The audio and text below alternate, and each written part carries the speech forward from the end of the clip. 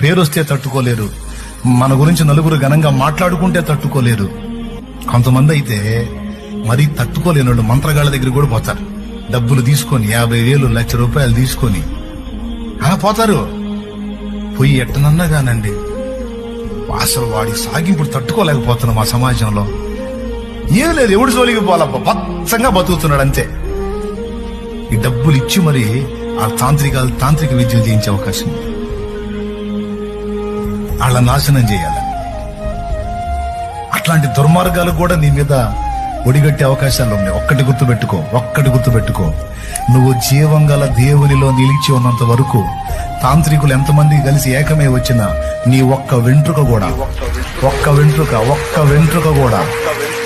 తర్వాత మాట నేను చెప్పను, మీరే అనుకోండి. నేను తెలుగులో చెప్తా స్పష్టంగా, మామూలు మాస్టర్, ఒక్క వెంట్రుక కూడా కదిలించలేరు.